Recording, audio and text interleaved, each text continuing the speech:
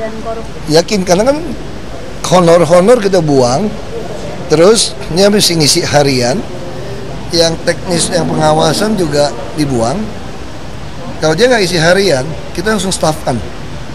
Jadi cara mainnya keras ini. Kamu dapat gaji lebih baik, tentu nggak bisa curi. Nah, saya yakin yang senior yang biasa curi nggak puas dengan gaji ini, karena dulu curi lebih besar. Nah, tapi yang junior yang bawah, yang nggak pernah merasakan gaji seperti ini, tentu akan senang. Asal kita berani mecatin ini. Baru yang junior berpikir dia senang dengan gaji demikian, tapi dia juga takut dipecat. Stok di DKI banyak kok. Banyak orang mau jadi lurah, camat, ini kita staff-staffin aja. Jadi prinsip saya sederhana untuk atasi itu ya. Jangan takut salah menstaffkan orang. Kalau salah bisa dibalikin, daripada kita salah kasih dia kesempatan maling. Ini akan merugikan 5 tahun DKI. Gitu. Ya, kalau kata Pak Ahok, cara mainnya keras nih ya, dibayar mahal, tetapi juga tidak bisa main-main lagi, tidak bisa curang-curang lagi.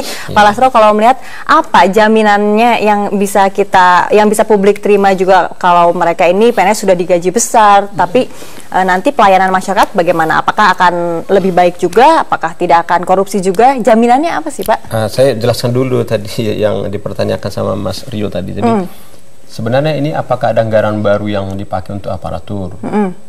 Sesungguhnya tidak gitu. Bahkan efisiensi. Mengapa demikian? Karena Pak Gubernur tadi suka kemukakan ada honor sekian triliun, ada pengendalian sekitar mendekati 1 triliun.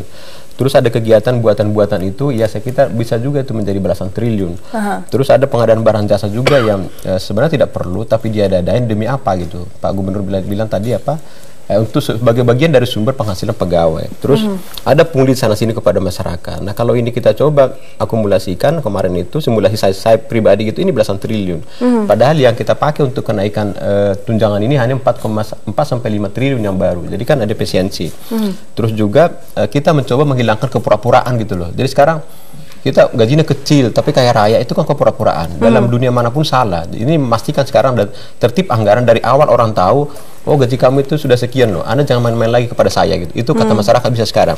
Nah, bagaimana jaminan kepada masyarakat? Jaminannya adalah bahwa Bapak Ibu dan saya sebagai anggota masyarakat juga bisa melihat pegawai negeri Jakarta, Anda tidak mungkin lagi main-main karena saya tahu dalam DPA Anda gaji Anda itu katakanlah saya 78 juta. Jadi Lasro tidak bisa lagi, Anda harus mengawasi seperti itu.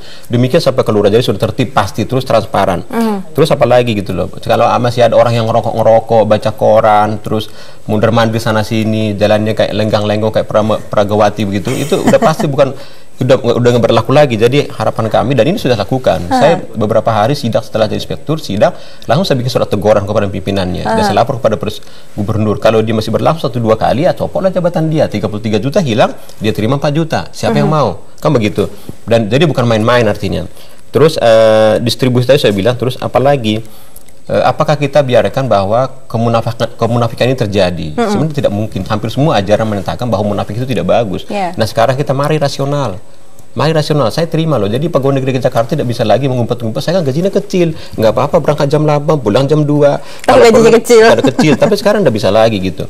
Apa jaminannya kepada masyarakat? Yang langkah-langkah kami lakukan adalah mengoptimalkan kinerja mereka. Mereka harus belajar. Tidak lagi ada satu pegawai bikin surat aja nggak bisa. Nggak lagi itu. Pak Gubernur tadi bilang bahwa setiap pegawai harus mampu mendeskripsikan tugas setiap hari. Kalau tidak, lo ketinggalan zaman. Bahkan ada yang tidak bisa komputer juga ya kan? Ada.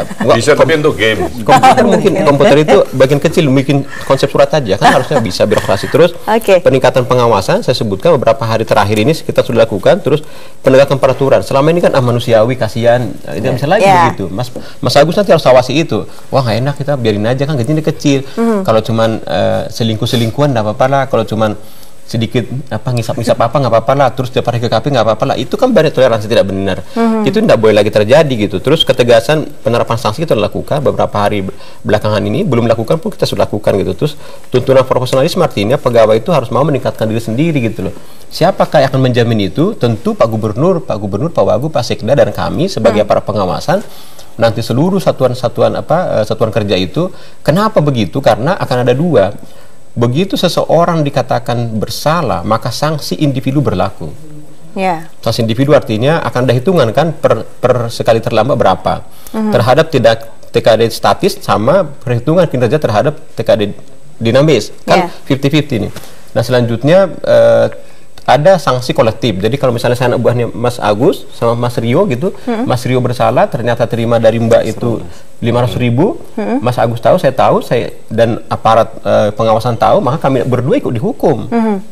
Jadi artinya akan ada sanksi kolektif kolegial gitu loh. Sama. Nah ini kan memaksa kita harus menjadi teamwork dan harus mengendalikan, saling mengawasi, saling peduli, saling mengingatkan. Kalau selama ini enggak, kan udah apa-apa lah, suruh biarin aja dia, kata Mas Agus, kan enggak bisa lagi gitu. Tidak bisa lagi join-joinan begitu ya. Tadi bedanya apa Pak Lasro, TKD dinamis dengan TKD statis? Nah TKD statis itu dihitung kan, kalau misalnya tadi kepala barat 78 juta, tinggal dibagi 2 aja tuh. Dibagi 2 berarti separuhnya adalah TKD statis. Itu dihitung berdasarkan kedatangan. Jadi sangat ketat itu. Sekian apa gitu, saya agak lupa aja. Dari hitungan per terlambat gitu loh. Nah, kalau TKD statis itu bisa sampai 0 dia kalau tidak bekinerja. Jadi artinya 78 juta itu belum pasti dibawa pulang apabila sering terlambat dan tidak bekinerja gitu. Tergantung kinerja sehari-hari juga. Mas jadi tidak bisa nitip absen? Nggak bisa Pak. Itu online. Absen itu online dari sampai nanti harapan kita sampai gubernur. Sekarang baru sampai BKD. Nah, jadi saran kami dan sepertinya sudah digarap sekarang Pak Gubernur, Pak Wagub, Pak Sekda, Pak Inspektur, saya, BKD harus tahu setiap pegawai, dan kita akan pasang CCTV, jadi tidak lagi bohong di antara kita. Mas Agus melihatnya bagaimana? Akan efektif tidak sih dengan kenaikan gaji ini mengurangi kebocoran, korupsi juga? Jadi begini, suatu sistem di suatu pemerintah daerah, pemerintah maupun perusahaan itu tidak akan efektif ketika jenderalnya tidak gila. Bukan hanya pintar dan berani dan cerdas, tapi harus gila. Gila dalam arti apa nih? Gila ya dia tidak pandang bulu, aturannya begitu, kesepakatan ini disepakati, sepakatan seperti itu jalan. Jadi di Republik ini kalau orang nomor satu di apakah perusahaan, apakah pemerintah daerah, apakah negara tidak gila, tidak bisa kita diatur karena orang Indonesia itu cenderung tidak suka-suka, cuek aja gitu, nggak bisa. Nah memang harus ada reward and punishment-nya yang jelas. Oke, dari reward and punishment-nya di sini dilihat apakah sudah cukup baik untuk diterapkan kepada para PNS. Begini, baik tidak baiknya itu kan tidak bisa kita evaluasi sekarang. Yang penting yang harus dibuka oleh Pemprov adalah dulu ada berapa maksimum orang bisa terima. Katakan sebulan dia bisa terima 200 juta. Tapi kadang-kadang ada yang bilang ya terima gaji saja. Tapi lalu masyarakat bilangnya ya sudah gajinya kecil. Nah sekarang artinya entah dia terima 200 juta, dia akan termehek ketika terima 78 juta. Ya bisa diceraikan tuh 2 istri tambahannya misalnya, ya kan? Nah jadi artinya di sini kejelasan harus jelas. Jadi saya berharap nanti ICT di Pemprov jelas. Jadi masyarakat bisa melihat gaji si A, B, C berapa. Jadi kalau dia bilang saya gaji kecil, kita tinggal minta Pak Inspektur untuk melakukan tindakan. Jadi ICT harus penting sekali untuk pengawasan yang real time. Karena kalau tidak ada real time agak susah.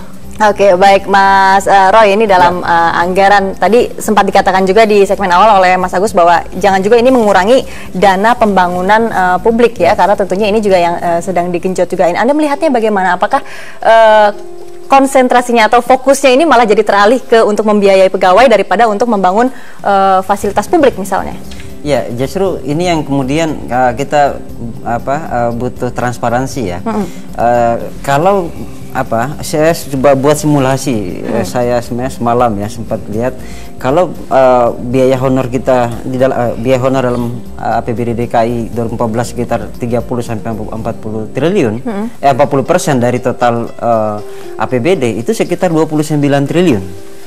Nah, sementara sekarang dengan kenaikan tunjangan itu beban biaya sekitar 4 triliun. Ya, artinya besar saving pemerintah daerah ya dengan model seperti ini. Nah, tetapi itu lagi-lagi kalau jelas komitmennya itu betul-betul menghilangkan seluruh biaya-biaya tadi, biaya honor, terus kemudian pembelajaran yang tidak perlu, ya kan, pengeluaran-pengeluaran perjalanan yang tidak perlu, ya, yang hanya untuk kemudian diakali untuk menambah income PNS. Gitu. Nah, saya kira catatan pentingnya sebetulnya adalah ke depan ini, ya, bagaimana dengan kenaikan tunjangan ini. Pertama adalah bagaimana kita melihat sistem pengukuran kinerjanya, ya, seperti apa kesiapannya. Kan jangan sampai kemudian apa namanya, ini jumlah pegawai tidak sedikit tapi banyak gitu ya. Nah, bagaimana ada sistem penilaian kinerja, sebab yang menilai ini orang internal nih, atasan langsung. Nah, atasan langsung pun misalnya dari setiap unit-unit kerja di dalam satu dinas itu kan banyak tuh, mulai dari level eselon 3, eselon 2, eselon 1. Nah, gimana mereka akan saling melakukan pengawasan satu sama lain gitu. Nah, peran inspektorat akan seperti apa misalnya? Pertanyaan pertama adalah bagaimana kesiapan sistemnya. Yang kedua adalah bagaimana PNS dibiasakan menyusun target. Ya, karena tadi Ahok bilang ini main keras nih. Artinya ini harus masing-masing PNS harus dibebankan dengan target kinerja dong. Ketika mereka ini berbasis kinerja, maka mau tidak mau tunjangan ini harus dihitung dengan kinerja yang tepat. Maka seberapa siap ya PNS-PNS di DKI untuk menyusun target-target kinerja dalam sebulan, dalam 6 bulan, dan dalam setahun, dan itu bisa dicapai. Jika tidak, ada sanksi seperti itu. Yang kemudian yang ketiga adalah bagaimana kontrak kinerja itu betul-betul berjalan ya. Nah, ke depan ini kan tantangan berat kita dalam birokrasi di DKI adalah bagaimana kecepatan merespon ya, merespon dari keluhan dan layanan, melakukan layanan.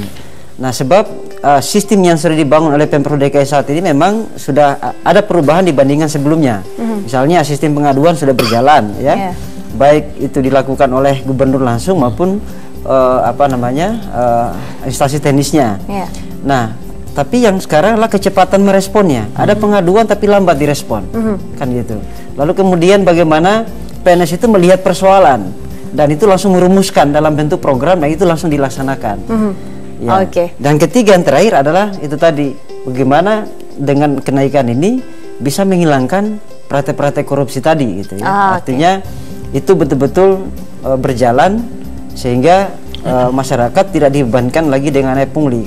Jadi betul-betul pengurusan KTP dan pengurusan yang perizinan lainnya tidak ada lagi pungli, dan masyarakat merasa bahwa kalau biaya 100.000 ya 100.000, tidak ada tambahan-tambahan lainnya ya.